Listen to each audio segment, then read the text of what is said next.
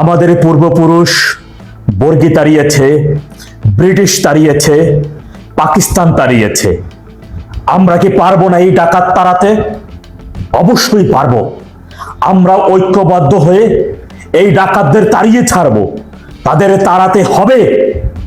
যে আমেরিকা বাংলাদেশের নিরীহ সাধারণ মানুষকে নির্বিচারে হত্যার উদ্দেশ্যে সপ্তম নৌবহর পাঠিয়েছিল, যে চীন বাংলাদেশ সৃষ্টি যাতে না হয় তার জন্য গভীর ষড়যন্ত্র করেছিল, যে পাকিস্তান জামাতিদের সাথে নিয়ে হায়নার মতো ঝাঁপিয়ে পড়েছিল নিরীহ বাঙালির উপরে, একের পর এক গ্রাম পুড়িয়ে ছারখার করে দিয়েছিল, গ্রামে ঘরের মধ্যে থাকা সাধারণ মানুষকে আটকে রেখে ঘরের দরজা দিয়ে সেই ঘরে আগুন দিয়ে পুড়িয়ে দেওয়া হয়েছিল। এমনও নির্মম ইতিহাস আছে, মাত্র 1 ঘন্টার ব্যবধানে হাজার হাজার নিরীহ বাঙালিকে ব্রাশ ফায়ার করে বোমা মেরে হত্যা করেছিল পাকিস্তানিরা। এই সেই জামাতে সাদা শকুন, এই সেই জামাতের এটিএম আজহার, যারা 71 সময় মুক্তি বাহিনী ভাইদের বোন এবং স্ত্রীদেরকে তুলে নিত, এমনকি আমাদের অসংখ্য বোনদের তুলে নিত, হিন্দু ভাই বোনদেরকে তুলে নিত, তাদেরকে তুলে নিয়ে পাক মিলিটারি ক্যাম্পে দিত। ইসলামের কথা বলে ওরা সেই সকল নারীদেরকে ধর্ষণ করত। আর এই নরপিশাচ খাদক এই পাকিস্তানিরা আবার প্রতিমধ্যে তাদেরকে ওই সকল নারীদেরকে আবার ধর্ষণ করত, তাদের বাড়িতে ফেলে যাইত।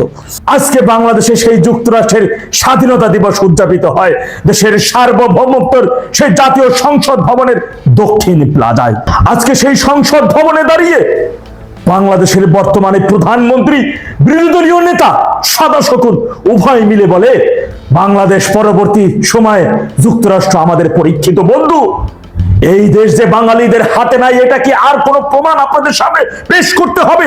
আমাদের পূর্বপুরুষ সেদিন স্বাধীনতা অর্জনের পরে ভুল করেছিল, এই জামাতি এই স্বাধীনতা বিরোধী এই নরপিশাচদেরকে ক্ষমা করে দিয়ে। তারা ভেবেছিল ওরা তো এই দেশেই জন্ম নিয়েছে, ওরা তো আমাদেরই ভাই, ওদেরকে হত্যা না করবো না। বঙ্গবন্ধু কিন্তু পরবর্তী সময় বলেছিল, আমি জাতির পিতা, আমি বঙ্গবন্ধু, আমি প্রধানমন্ত্রী, কাকে আমি হত্যা করব? ক্ষমা করে দিয়েছি। তারা ভুলে গিয়েছিল বাঁশের গোড়া দিয়ে বাঁশের কঞ্চেরই জন্ম হয়। তারা ভুলে গিয়েছিল বিষধর সাপের পেট থেকে জন্ম নেওয়া যে বিষধর সাপটা হয়, ওর সবলেও মানুষ মরে, ওর শরীরেও বিষ থাকে। সুতরাং আমাদের ভাইরা আমার, এই ডাকাতদের যে কোনো মূল্যে আমাদের তাড়াতে হবে। এদের হাত থেকে বাংলাদেশের স্বাধীনতার সার্বভৌমত্ব রক্ষা করতে হবে। দুর্বার ভাবে আমাদের সবাইকে ঐক্যবদ্ধ হতে হবে, আমাদের অস্ত্র হাতে নিতে হবে। আমাদের পূর্বপুরুষ যে সকল মহান বীর মুক্তিযোদ্ধারা এখন পর্যন্ত বেঁচে আছেন, তাদের কাছ থেকে গেরিলা কায়দায় যুদ্ধ কিভাবে করেছে, তাদের কাছ থেকে মুক্তিযুদ্ধের ঐতিহাসিক ঘটনাগুলো আমাদের জানতে হবে। এখন পর্যন্ত মুক্তিযোদ্ধারা বেঁচে আছেন, এখন পর্যন্ত আমাদের আস্থার স্থল স্থান মহান রব্বুল আলামিন আমাদের গণতন্ত্রের মানুষকন্যা জননেত্রী শেখ হাসিনাকে এখন পর্যন্ত জীবদ্দশায় বাঁচিয়ে রেখেছেন। তিনি সুস্থ আছেন, তার নেতৃত্বে এই দেশের স্বাধীনতার সার্বভৌমত্ব পুনরুদ্ধার হবে। আর এই পুনরুদ্ধারে আমরা আমাদের পূর্বপুরুষেরা মুক্তিযুদ্ধ পরবর্তী সময় এই স্বাধীনতা বিরোধীদের বাচ্চাদেরকে বাঁচিয়ে রেখে যে ভুলটা করেছিল, আমরা ওদের প্রজন্ম থেকে সর্বশেষ প্রজন্মকে নিঃশ্বাস নিতে দিয়ে আমরা সেই ভুল করব না, করতে পারি না। মাথায় রাখবেন, পাকিস্তান থেকে আসা বোমা তৈরির সরঞ্জাম সহ যারা ওই যে চট্টগ্রাম বন্দরে আটকা পড়েছিল যে কন্টেনার গুলো, সেই কন্টেনার গুলো বাংলাদেশে থাকা পাকিস্তানি দূতাবাস এবং জামাতিরা মিলে অতীব গোপনীয়তার সহিত গায়েব করে দিয়েছে। কোথায় সেই কন্টেনার তার কোনো হদিস নাই। ভাইরা আমার, আমাদের অস্ত্র হাতে তুলে নিতে হবে, যে কোনো মূল্যেই হোক না কেন এই ডাকাতদের হাত থেকে বাংলাদেশের স্বাধীনতার সার্বভৌমত্ব, বাংলাদেশের মানচিত্র আমাদের রক্ষা করতে হবে। তা না হলে আমি, আপনি, আমাদের ভবিষ্যৎ প্রজন্ম, আমাদের পরিবার সবার জীবনে অনিশ্চিত অবস্থার মধ্যে পুরো বাংলাদেশের মানচিত্র। আজকে আমার বাংলাদেশের স্বাধীনতা সার্বভৌমত্ব যে যেখান দিয়ে যেভাবে পারতেছে লুটে পুটে খাইতেছে। চায়না একদিক থেকে খাচ্ছে, সাম্রাজ্যবাদ আমেরিকা অন্য দিক থেকে খাচ্ছে। এর থেকে বাঁচতে হইলে এই দেশে জন্ম নেওয়া ওই সকল কুলাঙ্গার, এই পাকিস্তানের জিন্নাহর বীর্যে জন্ম নেওয়া এই স্বাধীনতা বিরোধী জামাতি এবং জুলাই জঙ্গিদের সর্বশেষ শাবক পর্যন্ত তাদের নিঃশ্বাস নিশ্চিন্ন করে দিতে হবে। তাদের সর্বশেষ প্রজন্ম থেকে একেবারে নিশ্চিন্ন করতে হবে এই ভূমির মধ্যে। তা না হলে বাংলাদেশ আবার মুক্তির পরেও আবার একটা হুমকি থেকে যায়, যেটা স্বাধীনতা পরবর্তী সময় 54 বছর পরে এখন আমরা সেই হুমকি যে তাদেরকে বাঁচিয়ে রেখে তারা এবং তাদের প্রজন্ম থেকে প্রজন্ম দ্বারা আমরা এখন যে নির্যাতিত হচ্ছি, বাংলাদেশটা আজকে যেখানে নির্যাতিত হচ্ছে, বাংলাদেশের সার্বভৌমত্ব যেখানে হুমকির মধ্যে, যার প্রায়শ্চিত্ত আমরা দিতেছি, তাদের ক্ষমার প্রায়শ্চিত্ত আমরা দিতেছি। কিন্তু আমরা যেন সেই ভুলটা না করি, সেই ভুল আমাদের করা যাবে না। দিন না একদিন প্রকাশ পায় আসল মাকে। এখন আপনারা বের করবেন, আমি এতগুলো অ্যানালাইসিস দিচ্ছি, আসলে এই ৩৬ জুলাই নামার এই বেজন্মা জিনিসটার আসল পিতাটা কে, এই জিনিসটার কে, এটা বাইট করেন। আমি ডিপ স্টেটের কথা বললাম, আমি এই এখানকার দাবিদার কথা। এবার আসেন একজন লুকানো ডিপ স্টেটের, এইটা আপনি বলতে পারেন তিনিও নিজেতে কোনো না কোনো সময় কোনো দেখবেন যে লেখার সময় আজ হোক কাল হোক লিখতে গিয়ে নিজে বলতে পারছেন না, কথা কথা নিজে তার কথা কেউ বলছে না, এতে উনি অতিষ্ঠ হয়ে উনি শেষ পর্যন্ত দুইজন এই ৩৬ জুলাই দুইজন দাবিদার বাইট করছেন, ৩৬ জুলাই দুইজন দাবিদার বাইট করছেন, মানে এই পুরো আন্দোলনের দুইজন। প্রথম হলো উনি সেই যেখানে বাইডেনের কাছে উনি বাচ্চার আদর নিচ্ছেন, সেই যুক্তরাষ্ট্রে গিয়ে তিনি ক্লিন্টন ফাউন্ডেশনের ওখানে বক্তৃতা দিতে গিয়ে কিন্তু ওখানে একজন ম্যাটিকুলাস ডিজাইনারের নামকে সামনে নিয়ে আসছেন, এবং উনি সেখানে কিন্তু প্রকারান্তে দাবি করেছেন যে ইট ওয়াজ এ ম্যাটিকুলাসলি ডিজাইনড মুভমেন্ট, খুবই মানে একেবারে সুসংগঠিত একটা মুভমেন্ট, এবং সেই সুসংগঠিত মুভমেন্টের পিতা মাহফুজকে, কারিগরকে, মাহফুজকে সামনে নিয়ে আসছেন। সেই বক্রেতিস নামে একজন, যাকে সবাই সক্রেতিস বলে, আমি তারে বক্রেতিস বলি। বকরির চেহারার একটা, বকরির মস্তিষ্ক নেওয়া একটা লোক, যাকে ওখানে উনি ক্লিন্টন ফাউন্ডেশনের ক্লিন্টনের সামনে তাকে হাজির করছে। আমরা ওখানে কিন্তু আরো অনেক ভুয়া দাবিদার কিন্তু ইয়েতে কি বলে স্টেজে উঠে গেছিল, যে জুলাই আন্দোলন ভুয়া দাবিদার, ওটা কিন্তু ভুয়া দাবিদার ওখানে উঠে গেছিল। তো সেই স্টেজের মধ্যে মাহফুজকে তিনি কিন্তু উপস্থাপন করেছিলেন যে ম্যাটিকুলাস ডিজাইনার হিসেবে। মাহফুজ ওখানে মুস্কি হেসে কিন্তু সেই ম্যাটিকুলাস ডিজাইনারের স্বীকৃতিটা কিন্তু খুব এনজয় করেছেন, মানে তাকে যে পিতা মানা হয়েছে, একজন পিতা, উনি খুব এনজয় করেছেন, এবং পরবর্তী বেশ কিছুদিন যাবৎ উনি এই এনজয়মেন্টের মধ্যে ছিলেন। কিন্তু যেটা জামাত প্রথমবার বলছে, আমরা ম্যাটিকুলাস ডিজাইন মানি না, ম্যাটিকুলাস ডিজাইন। দেখেন আরেকটা ডার্ক হর্স, আসেন আবার আসতেছি আপনাদেরকে। জামাত প্রথমবার বললো যে না, জামাত এই কথাটা বলে কি দাবি করতে চাইলো, ওরা দাবি করতে চাইলো এই আন্দোলনের সবচেয়ে বড় অংশীদার হলো জামাত এবং শিবির, এটা কিন্তু তারা দাবিদার হলো, কিন্তু তারা বলে নাই যে আমরা এটা করছি, এটা বলে নাই, কিন্তু বলছে কোন একজন ম্যাটিকুলাস ডিজাইনার এরিয়াতে এই আন্দোলন হয়নি, মানে আমরাও এটার দাবিদার, মানে আমরা সৎ পিতাদের মধ্যে বা অনেক পিতার মধ্যে আমরাও একজন পিতা, এরকম ওরা দাবি, কিন্তু সরাসরি বলে নাই, শফিক বলে নাই, মৌলানা শফিক বলে নাই যে তিনি এই আন্দোলনের দাবিদার। তারা বলে, তারা বলছে, সে যেটা বলেছে জামাত এবং শিবির এর মধ্যে সবচেয়ে বড় ইনভলভমেন্ট ছিল। এখন আসেন, সবাই পিছিয়ে থাকবে কেন? এই পিছনের মধ্যে তখন কিন্তু বিএনপিও কিন্তু কাঁইকুই করে বলছে আমরা সবচেয়ে বেশি অংশগ্রহণ করছি, কিন্তু তখন বলতে পারছে না, তখন তো ইন্টারিম গভর্নমেন্টের আমল, তখন তো বিএনপি চাচ্ছিল যে কোনো মতো সমঝোতা করে যদি ইলেকশনটা করা যায়, তাহলে তখন তারা এই বিতর্কগুলো থেকে নিজে থেকে একটু দূরে রাখার চেষ্টা করেছিল, যে না আমরা এখন পর্যন্ত আমরা সবকিছু করছিলাম, আমাদের লোকরা জয়েন করছে, আমাদের অমুক মারা গেছে, আমার ওয়াসিফ মারা গেছে, আমাদের অমুক আগে মারা গেছে, আমাদের অমুক তো প্রথম মারা গেছে, দ্বিতীয় মারা গেছে, এরকম মারা যাওয়ার কতগুলি বিভিন্ন সময় বক্তৃতার মধ্যে তারা বিভিন্ন নেতা বিভিন্ন ভাবে বলেছে, কিন্তু সরাসরি দাবি করেন নাই তারা। কিন্তু মজাটা এখন কবে হলো, ইউনূস সাহেব তার সোশ্যাল বিজনেস ডে, যেটাকে উনি জন্মদিন পালন করেন, ভুয়া ব্যবসা দিবস, যেটা সামাজিক ব্যবসা, একটা ভুয়া ব্যবসা। পৃথিবীতে কোনো ব্যবসা সামাজিক ব্যবসা হইতে পারে ভাই? আমার লাভ ছাড়া আমি যদি লাভ নাই, কেউ এরকম ব্যবসা করে? মানুষ চ্যারিটিতে টাকা দান করে। বিল গেটসরা টাকা আর্ন করছে, দান করছে। অনেক নাই, কয়দিন আগে দেখলাম যে কি বলে কি যেন ওনার নাম, আরে বিখ্যাত সিঙ্গার, সেও কোটি কোটি ডলার দান করে দিছে, বিয়ে করার কি সুইফট যেন কি সুইফট, তিনি বিয়ে করবেন সময়কালের সময় উনি অনেকগুলা দান করেছেন। তো এটা হয়, আমার কাছে অনেক টাকা অ্যাকুমুলেট হয়েছে, আমি দান করতে পারি, কিন্তু আমি মানে কোন লাভ খাবো না, কিছু খাবো না, ওই ব্যবসা করে।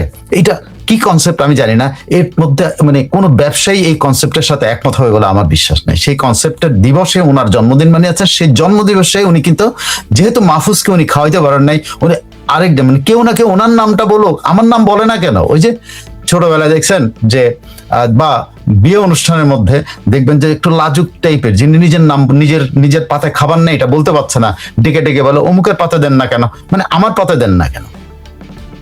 আমার পাতে দেন না কেন, অমুকের পাতে দেন না, অমুক পাতে তো খাবার নাই রে ভাই, খাবার নিয়ে আসেন, মাংস নাই, গরুর মাংস নাই, খাসির মাংস নাই, মুরগির রান নাই, ওনার পাতে নাই, উনি জামাইয়ের অমুক আত্মীয় হন, তমুক আত্মীয় হন, কিন্তু দৃষ্টি আকর্ষণ করছে যে ভাই আমার পাতে দাও না কেন, মানে ওনার পাতে দিলে তো আমার পাতেও আসবে, ওনার পাতের কথা বলে তো আমার পাতের দিকে দৃষ্টি আসবে, সে আমার দিকে দিবে।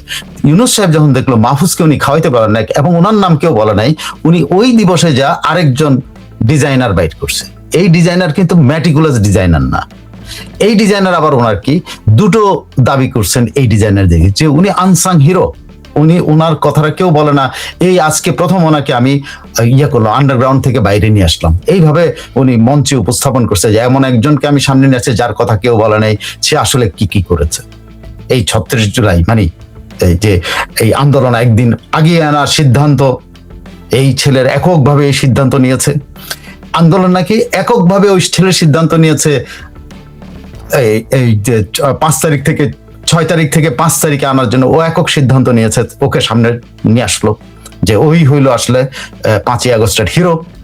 আবার এট দ্য সেম টাইম উনি ওই ছেলেকে আরেকটা হিরোইজমের জন্য দিলেন, কি বলে ক্রেডিট দিলেন, সেটা কি ওনাকে যে উনি আসতে চান নাই, ওনাকে যে এত তেল টেল মেখে ওনার সারা শরীরে এই সজীবী ওনার সারা শরীরে তেল মাখছে, ওনারা মালিশ করছে, ওনার সারা শরীর বানায় দিছে, আমাদের দেশে বলে বানায় দেয় আর কি, বুঝছেন, চিপা দেওয়া আর কি বলে, টিপা টুপি দেওয়া, সেটা বানায় দেওয়া বলে। তো ওনারা এরকম বানায় নাকি এই প্রধান উপদেষ্টা বানিয়েছে এই ছেলে, তাকে মঞ্চের মধ্যে হয়েছে।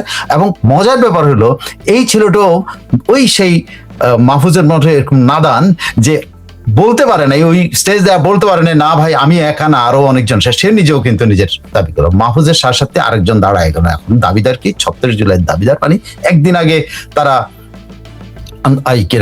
যে করে ফেলছে, বিপ্লব করছে, এবং ওর একক সিদ্ধান্তে নাকি বিপ্লব হয়েছে, এবং ওর একক সিদ্ধান্তে নাকি ইউনূস সাহেব প্রধান উপদেষ্টা হয়েছে, এককভাবে এই ছেলের সাথেই একমাত্র উনি কথা শুনেন। অবশ্য এই কি যে তখনকার বৈষম্যবিরোধী অনেক নেতা দাবি করছেন যে তা অনেকে নিজে দাবি করছে, আমি ডক্টর ইউনূসের সাথে কথা বলেছি, অমুক বলছে আমি ডক্টর ইউনূসের সাথে কথা বলছি, তমুক বলছে আমি ডক্টর ইউনূসের সাথে কথা বলছি, এবং ডক্টর ইউনূসের সাথে কথা বলার দাবিদার বিদেশে অবস্থানরত অনেক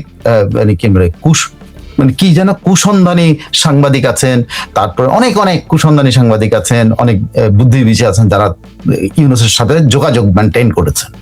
শেষ পর্যন্ত ইউনূস স্বীকৃতি দিলেন যে একমাত্র আসিফ মাহমুদ সজীব ভুঁইয়াই নাকি তার সাথে যোগাযোগ করছে, এবং আসিফ মাহমুদ সজীব ভুঁইয়া টানাটানিতে চিপাচিপিতে ওর চাপাচাপিতে উনি প্রধান উপদেষ্টা হতে রাজি হয়েছেন।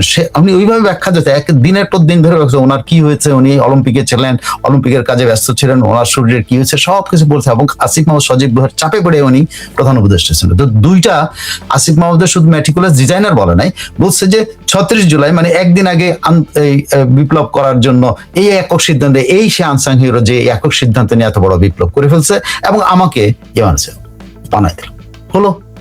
এটা যাওয়ার পরে এখন বিএনপি দেখছে, তা এখন তো বিএনপির তাদের সরকার, বিএনপি দেখছে আরিফ বাবা এ কি হচ্ছে এটা কি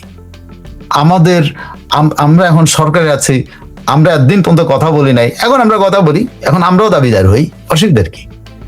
বিএনপি তো এরকম বিএনপির প্রতিষ্ঠাতাকে দিয়েও দাবি করেছে, মৃত প্রতিষ্ঠাতাকে দিয়েও দাবি করে বাংলাদেশের স্বাধীনতার এটা করছে। এটা নিয়ে একদিন আপনাদের এই তাদের মৃত প্রতিষ্ঠাতার যে স্বাধীনতার ঘোষক যে এটা নিয়ে আরেকটা এপিসোড করবো, এটা সম্পর্কে কিছু ডকুমেন্ট আমি জোগাড় করছি, কোথা থেকে ওনারা কি করছেন, কোন জায়গা থেকে ওনারা শুরু করছেন এই জিনিসগুলো সেটা বলবো আরেকদিন, দু একদিনের মধ্যে করবো।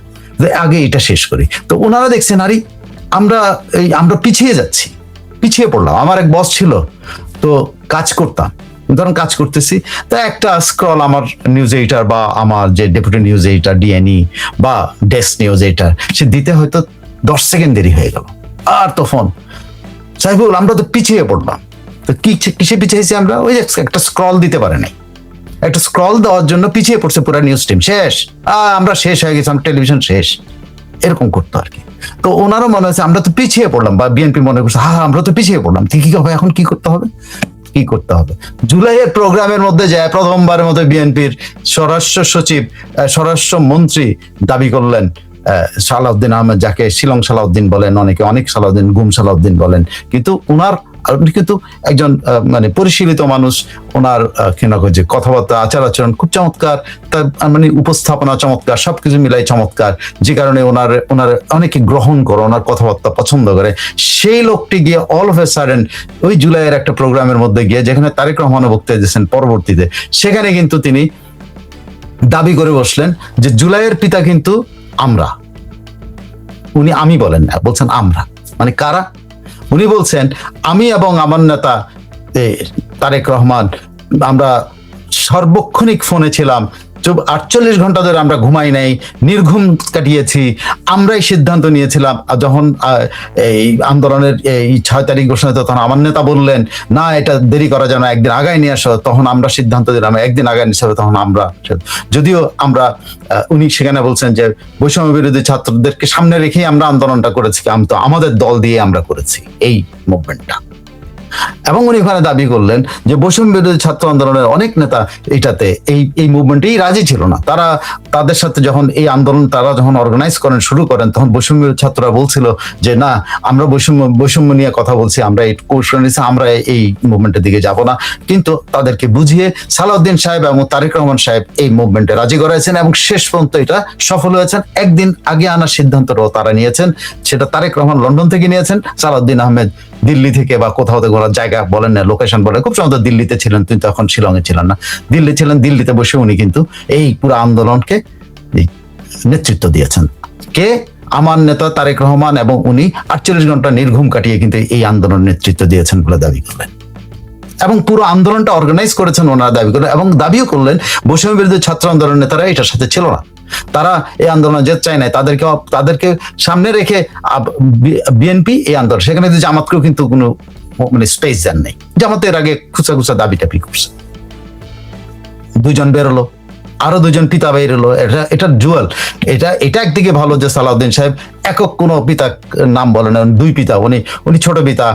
মানে হয় না, আমরা অনেক সময় আমাদের বড় মানে যিনি বড় চাচা অনেক সময় বাবা বলে, তো সেরকম আর কি, যে তারেক রহমান আসল বাবা, আমি হলাম ছোট বাবা, এই হিসাবে সালাউদ্দিন সাহেব নিজেকে উপস্থাপন করলেন এবং তারেক রহমানকে উপস্থাপন, লে ঠেলা সামলা।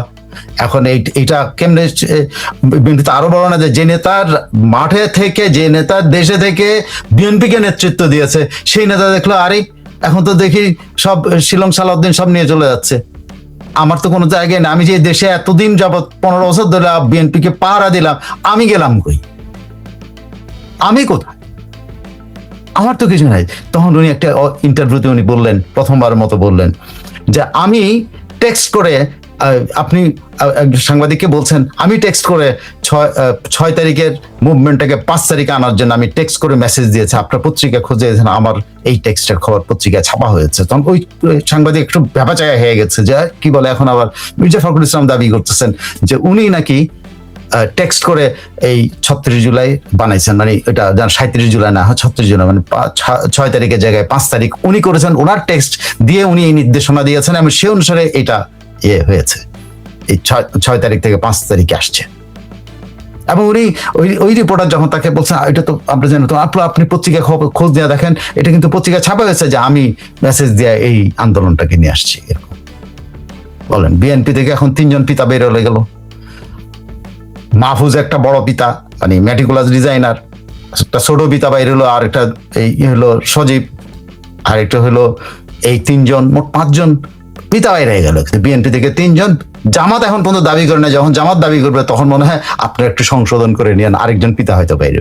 তো 5 জন ঘোষিত পিতা এখন এই 36 জুলাইয়ের ঘোষিত পিতা, তারা ঘোষণা দিয়েছে তারা এটার পিতা। না, আসল পিতা কে? এবার আসেন আসল পিতা সম্পর্কে আমরা একটু, আমি প্রথম দিকে আসল পিতার কথাই বলেছিলাম, প্রথম দিকে যে কথা বলছে, আসল পিতা হলো, যদি এককভাবে আপনারা বলেন, আমি এতক্ষণ পর্যন্ত যা বললাম, আপনারা কি সলিউশন, আপনারা কি বলেন, আপনারা আমাকে কমেন্ট করে যে আসল পিতা আপনাদের কাকে মনে হয়। কিন্তু আমার ফাইন্ডিংস হলো আসল পিতা হলো deep state, American deep state, তারা এটা অর্কেস্ট্রা করেছে, আমাদের লোক দিয়ে এটা ব্যবহার করে এই কাজটা করেছে, আমাদের সেনাবাহিনীকে ব্যবহার করেছে। আর যদি দেশের ভিতরে আসল পিতা বলেন, দেশের ভিতরে আসল পিতা হলো আমাদের সেনাবাহিনী, এবং সেনাবাহিনীর পিতা ওয়াকারুজ্জামান। এটা হলো আমার ফাইন্ডিংস। ইন্টারন্যাশনালি হলো deep state, American deep state, যারা ফান্ডিং করেছে, যারা সমস্ত অর্গানাইজার, যারা যেখানে যায় 2 টাকা দেওয়া দরকার সেখানে 2 টাকা দেয়, যেখানে আশ্রয় দেওয়া দরকার সবকিছু তারা অর্গানাইজ করেছে। তারা অপ্রকাশিত থাকবে। তারা হয়তো তাদের নথিপত্রে আজ থেকে 10 বছর পরে 12 বছর পরে যখন রিলিজ করবে তখন কিন্তু তারা এই দাবিটা করবে ঠিকই, যে আমরাই কিন্তু এই ফান্ড করেছিলাম, যেটা ট্রাম্প মিয়া কিন্তু বলে দিছে অলরেডি। কিন্তু তাদের অফিসিয়াল ডকুমেন্টেশনের মধ্যে তারা এটা যাবে না এখন, এটা হয়তো প্রকাশিত হবে পরে, যখন তাদের যে ডিক্লাসিফাইড করে তখন কিন্তু পাওয়া যাবে যে ডিপ স্টেট হলো আমাদের এই 36 জনের আসল পিতা, আর বাংলাদেশি পিতা ওয়াকারুজ্জামান, অন্য কেউ না। অন্যরা হলো এখানে ক্রীড়নক হিসেবে ব্যবহার চাই। যতগুলি ছবি আমি দিয়েছি সবগুলা ক্রীড়নক, সে তারেক রহমান বলেন, মির্জা ফখরুল বলেন, সালাউদ্দিন বলেন, এই মাহফুজ বলেন, সজীব বলেন, যারা যারা আছে আরো অনেকের নাম আপনি সব ক্রীড়নক, ক্রীড়নক বলে এটাকে, বলে না যে মহাশক্তির ক্রীড়নক, বিশ্ব ইয়ার শক্তি আমেরিকার ক্রীড়নক, রাশিয়ার ক্রীড়নক বলে না, ওই ক্রীড়নক সে এরা। কিন্তু মূল বাংলাদেশের এই পরিণতির জন্য এই 5ই আগস্টের এই ইয়ের জন্য কি বলে এই সরকারকে ফলায় দেওয়ার জন্য মূল দেয় বাংলাদেশ সেনাবাহিনী এবং বহিঃশক্তি হলো আমেরিকান ডিপ স্টেট। এই দুইটা এক হয়ে কিন্তু এই মুভমেন্টটাকে, মানে এই ছোট্ট একটা কোটা বিরোধী মুভমেন্টটাকে ফুয়েল করছে, তেল দিতে দিতে দিতে দিয়ে মানে এর মধ্যে ঘি ঢালছে, সবকিছু ঢেলে এটাকে এই পর্যায়ে নিয়ে আসছে। So our findings, deep state is the father of 36 July or 36 cross July, এটা পিতা, আর বাংলাদেশি পিতা হলো ওয়াকারুজ্জামান এবং সেনাবাহিনী। ওয়াকারুজ্জামানের যেহেতু সেনাবাহিনীর প্রধান, যেহেতু সেই জন্য ওয়াকারুজ্জামান নাম আসে, কিন্তু সেনাবাহিনী আসলে এই কুটা করেছে। সেনাবাহিনী আসলে এই কুটা করে বাংলাদেশে এটা করছে, এবং সেনাবাহিনী অন্যদের ইয়াতে ইনফ্লুয়েন্সে অথবা ফিন্যান্সে এই কাজটাতে সহায়তা করেছে। প্লাস তো আমাদের সুশীল বাহিনী আছে যারা সেনাবাহিনীর চিটাপোটা খায়, একটা মুরগির রান খাইতে দিবে, এই করে, আর আমেরিকা গেলে তো হয়তো হোটেলে থাকতে দিবে, কিছু ডলার দিবে।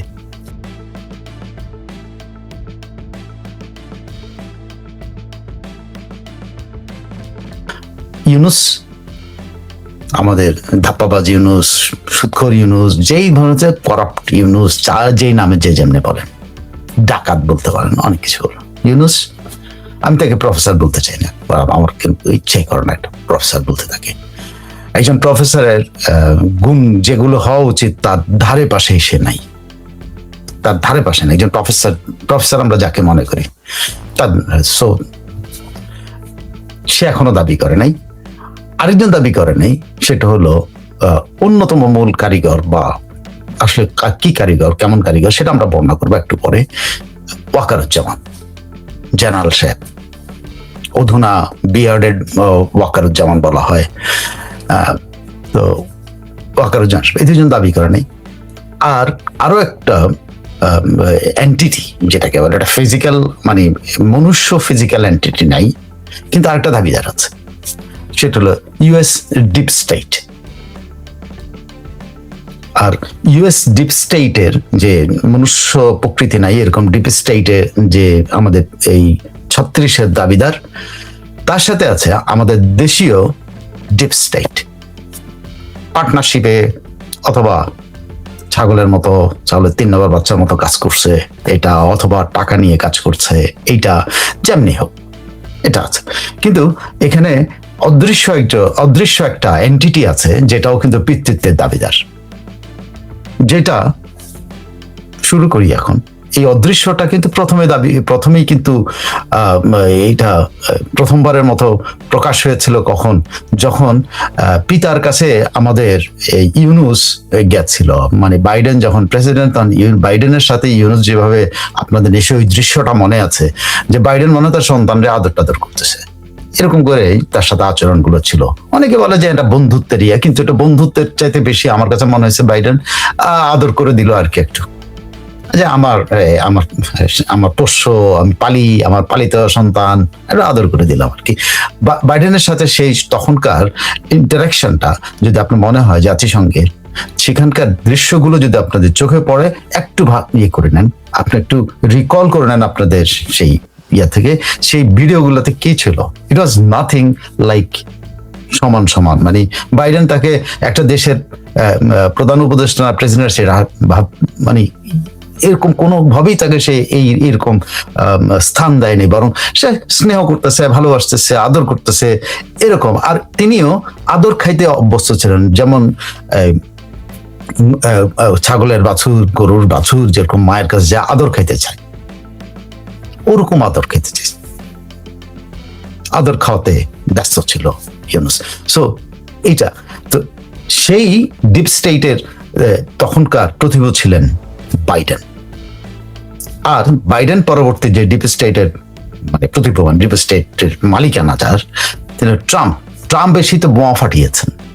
ট্রাম্প এসে বোমা ফাটিয়েছেন যে বাংলাদেশে ডিপ স্টেট $29 মিলিয়ন এমন এমন জায়গায় খরচ করেছে যেগুলা হিসাব এখন পাওয়া যাচ্ছে না।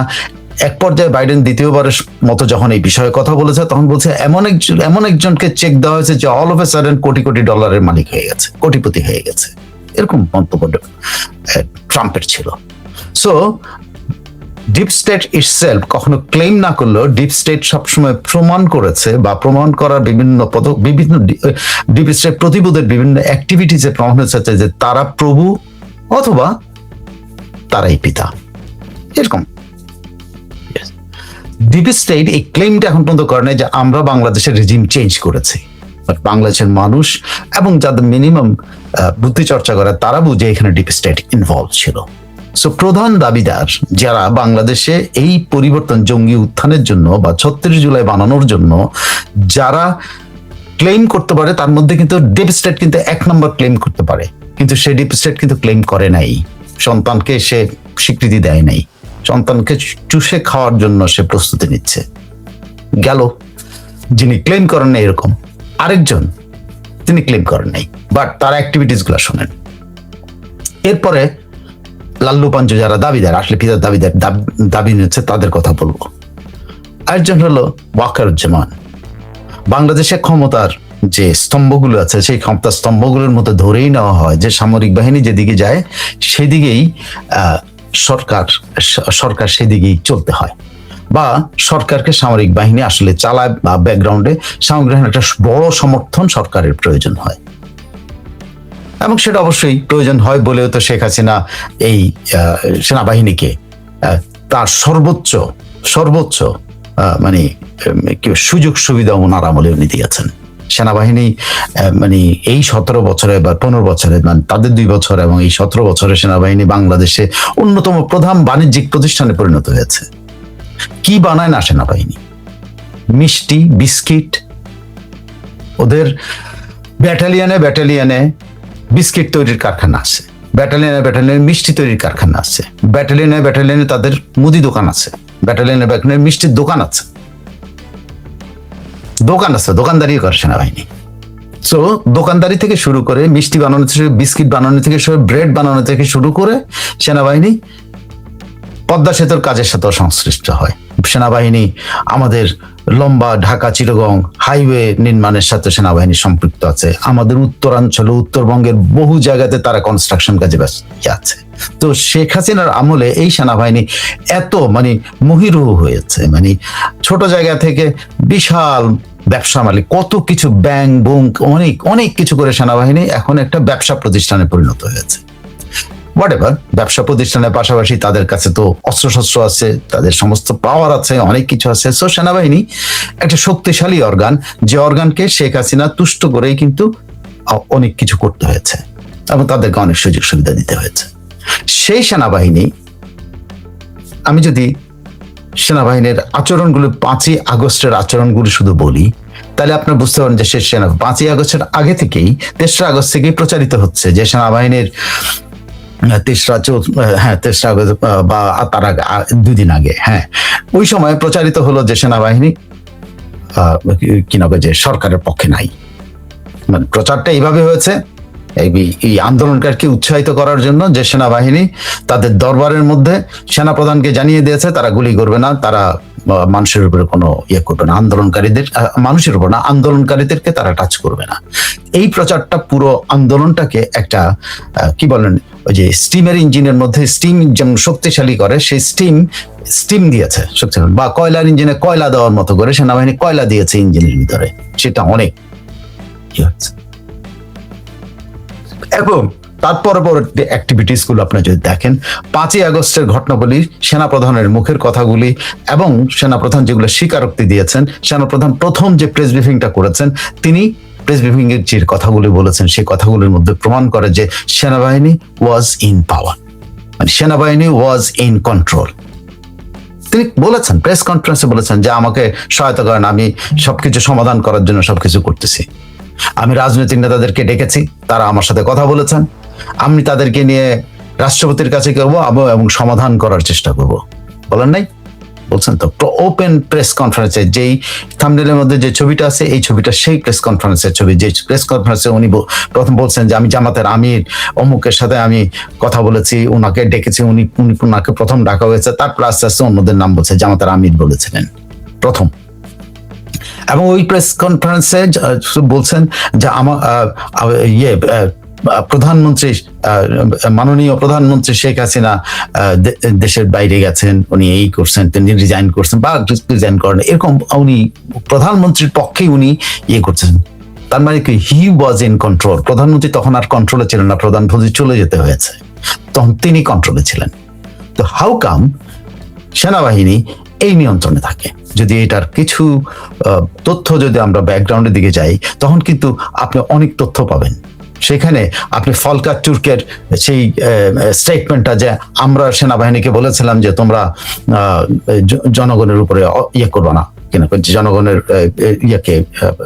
জনগণের উপর গুলি চালাবো না, গণের উপরে এটা করবো না, তাইলে আমরা তোমাদেরকে শান্তি বাহিনীতে, জাতিসংঘ শান্তি বাহিনীতে আমরা তোমাদেরকে নেওয়ার ক্ষেত্রে রেস্ট্রিকশন দেবো, এরকম ধমক দেওয়ার পরে সেনাবাহিনী এটা করেছে।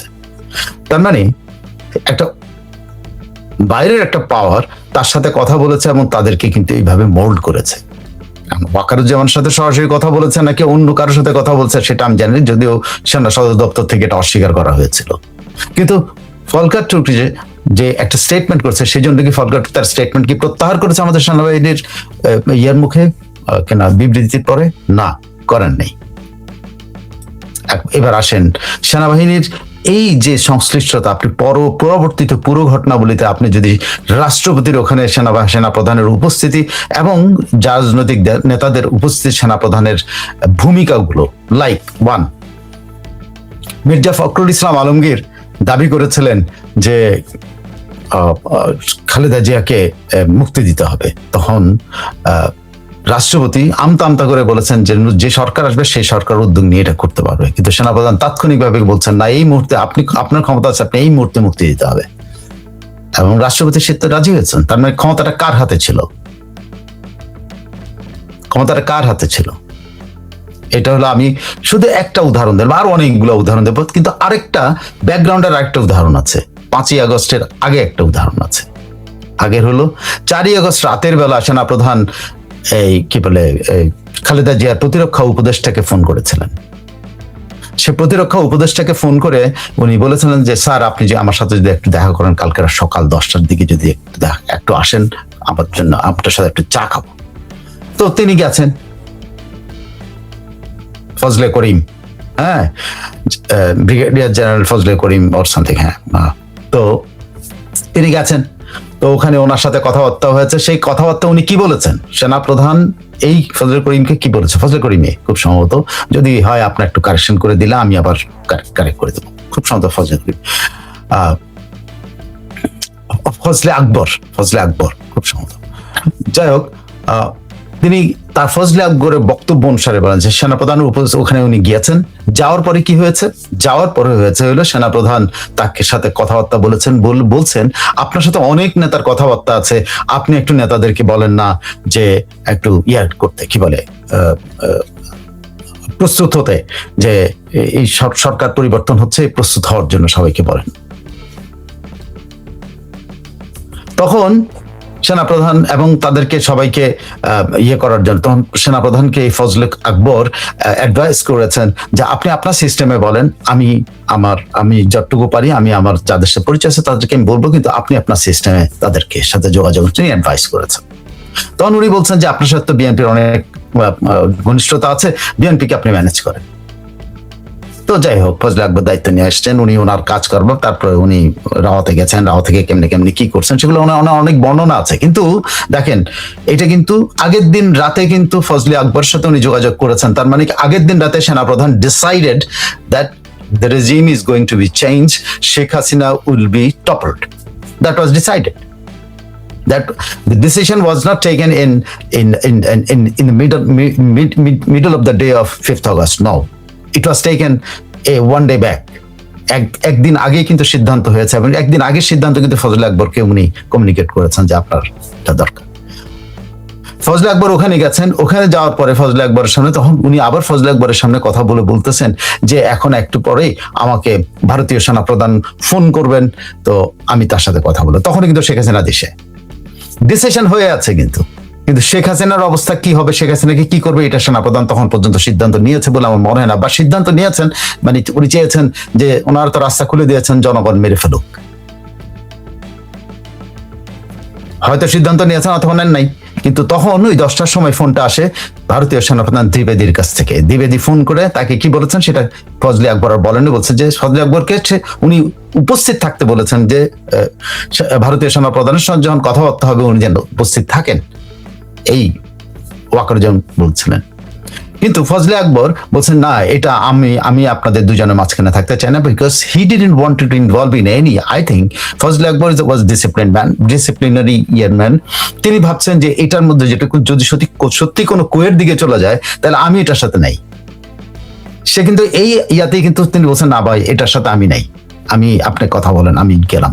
কিন্তু তিনি রাজনৈতিক নেতাদের সাথে তার পরামর্শ দিচ্ছেন কিভাবে যোগাযোগ করতে হবে এবং তিনি নিজে কি কি করবেন সেটা করছেন। বাট ফজলে আকবরের কথা অনুযায়ী ইট ওয়াজ অলরেডি বিন ডিসাইডেড যে সরকার নাই। তো এটা 36 জুলাই যারা বলে, 36 জুলাই যদি বলেন আপনাকে আগে 35 জুলাই ভাবতে হবে, কারণ 35 জুলাইতেই কিন্তু ডিসিশনটা হয়ে আছে। সো যারা 36 জুলাইয়ের দাবিদার তারা কিন্তু একটা ভুয়া জিনিসের দাবিদার। ওকে, সেটা বাদ দেন। তারপরে তার ইনভলভমেন্টটা, এবার ওয়াকারুজ্জামানের ইনভলভমেন্ট আপনি মানে পুরো সেনাবাহিনীর ইনভলভমেন্ট আপনারা নিশ্চয়ই পরিষ্কার হলো যে সেনাবাহিনী 2 দিন থেকে কোন কাজে ছিল। আগের দিন রাতে যেখানে শেখ হাসিনার সাথে আইন শৃঙ্খলা বিষয় বৈঠকের মধ্যে শেখ হাসিনাকে আশ্বাস দিয়েছেন আপনার কোনো চিন্তা নাই, আপনি এই করেন, সরকারের কোনো চিন্তা নাই, আওয়ামী লীগ যেন রাস্তায় না থাকে, ছাত্রলীগ যেন রাস্তায় না থাকে, কোনো দরকার নাই। এবং সেখানে আসাদুজ্জামান কামালের স্টেটমেন্টসে তিনি আবার দ্বিতীয়বার কথা বলেছেন যে আসলে আপনার সামনে, তখন শেখ হাসিনা আসাদুজ্জামানকে আশ্বাস দিয়েছে যে ওয়াকারুজ্জামান যখন দায়িত্ব নিয়েছেন তখন সমস্যার সমাধান হবে। কিন্তু ততক্ষণ কিন্তু সেনাবাহিনী প্রধান কিন্তু অলরেডি ডিসিশন নিয়ে আছে, সে অলরেডি কিন্তু ফজলে আকবরদের সাথে যোগাযোগ করতেছে, তাদেরকে আহ্বান জানাচ্ছে আপনারা আমার সাথে যোগাযোগ করেন, আমি কিন্তু পরিস্থিতি নিয়ন্ত্রণ করতেছি, মানে সরকারকে ফেলে দিচ্ছি আমি। তিনি কিন্তু ডিসিশন নেওয়ার পরেও কিন্তু শেখ হাসিনার সাথে বৈঠক করেছেন, আইন শৃঙ্খলার ওই বিষয়ে বৈঠক করেছেন। আসাদুজ্জামান কামালের স্টেটমেন্টের মধ্যে এটা আছে। এবং বিচারিক আদালতে এই যে আইসিটিতে যে মামলাগুলি হয়েছে শেখ হাসিনা যেটা ফাঁসি হয়েছে, সেখানে কিন্তু এই কথাগুলি আছে যে আগের দিন রাতেও কিন্তু মিটিং হয়েছে, কিন্তু সেই মিটিংয়ে ওয়াকারুজ্জামান ছিলেন। এইটা হয়তো ওই বিচারিক আদালতের মধ্যে উপস্থাপন করছে কি করে না আমি জানি না, কিন্তু সেখানে কিন্তু আছে ওই মিটিংটা যে হয়েছে। আর আসাদুজ্জামান কামাল বলছেন যে ওই মিটিংয়ে কারা কারা ছিল, সবাই ছিল। আর ওই মিটিং এ উপস্থিত থাকার কারণে আসাদুজ্জামান কামাল ওইখানে ডিসিশন নেওয়ার কারণে ওই মিটিং থেকে গুলি করার ডিসিশন নেওয়া বা কিসের ডিসিশন নেওয়া তার ফাঁসি হয়েছে, ওয়াকারুজ্জামানদের কিন্তু কিছু হলো না। তাহলে বুঝেন যে একই মিটিং এর 2টা রূপ। একই মিটিং থেকে বেরিয়ে এসে ওয়াকারুজ্জামান সরকার টপল করতেছেন, আরেক মিটিং ওই মিটিংটার জন্য আরেকজনের ফাঁসি হচ্ছে একই মিটিং এর জন্য। এক মিটিং এর জন্য কিন্তু ওয়াকারুজ্জামান পুরস্কৃত হচ্ছেন, আরেক মিটিং এর জন্য শেখ হাসিনা এবং আসাদুজ্জামান কামালের ফাঁসি হচ্ছে, আইজির ফাঁসি হচ্ছে। একই মিটিং, সেম মিটিং এর মানে কনটেক্সট দিয়ে বা সেম মিটিং এর বিষয়বস্তু দিয়ে কনক্লুশন দিয়ে কিন্তু এটা হচ্ছে। কিন্তু দেখেন সরকার কিন্তু অলরেডি পড়ে গেছে, সেই মিটিং এর মধ্যে কিন্তু আশ্বাস দেওয়া হচ্ছে, আর সেই মিটিং দিয়ে কিন্তু ফাঁসি হচ্ছে। আর সেই মিটিংটা ভর করে এসে তিনি কিন্তু বিএনপির সাথে যোগাযোগ করছেন। পরের দিন সকালবেলা বিএনপি সেই নেতার সাথে উপদেষ্টার সাথে কথা বলছেন, সেখানে ভারতীয় সেনাপ্রধানের সাথে কি কথা হয় সেটা শোনার জন্য তাকে ইনভলভ করতে চেয়েছেন, মানে বিএনপিকে ইনভলভ করতে চেয়েছেন। কিন্তু ফজলে আকবর রাজি হন নাই বলে সেটা হয়ে ওঠে নাই। কিন্তু সেইখানেই খুব সম্ভবত ওই মিটিংটাতেই কিন্তু খুব সম্ভবত ধরেন শেখ হাসিনার ইয়েটা হয়, যে মানে জীবনটা ইয়ে হয়, রক্ষা হয়। দ্বিবেদী নিশ্চয়ই ওয়াকারুজ্জামান এমন কিছু বলেছেন যে কারণে শেষ পর্যন্ত শেখ হাসিনা দেশের থেকে যেতে পেরেছেন বা তাকে দেশ থেকে ভারতে পৌঁছে দেওয়া হয়েছে। সেটা বাংলাদেশ বিমান বাহিনীর এয়ারক্রাফটে করেই, বাংলাদেশ বিমান বাহিনীর হেলিকপ্টার ব্যবহার করে, বাংলাদেশ বিমান বাহিনীর C-130 বিমান ব্যবহার করে কিন্তু তাকে পৌঁছানো হয়েছে। এটা যদি দ্বিবেদী এবং ওয়াকারুজ্জামানের কথা না হতো, তাহলে কিন্তু এই জেনারেল ওয়াকারুজ্জামান এটা ধরে নিতে পারেন যে শেখ হাসিনার ফেট কিন্তু অলরেডি ডিসিশন নিয়ে ফেলছেন, দ্বিবেদী যদি ফোন না করতো। এটা কিন্তু ওই যে তিনি চারিদিকে সমস্ত দরজা খুলে দিয়েছেন, সেই দরজা খুলে করার যার কারণে মানুষের যে এই মানুষ এসে শেখ হাসিনাকে শেষ করে দিল। তো দেখেন এখানে কিন্তু দাবিদার না, কিন্তু গোপন দাবিদার, একদম গোপনে আসল উনি দাবিদার না, কিন্তু বলে না যে আসল পিতা হয়তো কোনোদিন তার সামনে পড়ে নাই, মা কোনোদিন বলে নাই আসল পিতাটা কে, কিন্তু একদিন না একদিন এটা প্রকাশ পায় যে আসল পিতাটা কে, বা আসল মা কে বাবা কোনোদিন স্বীকার নেন, কিন্তু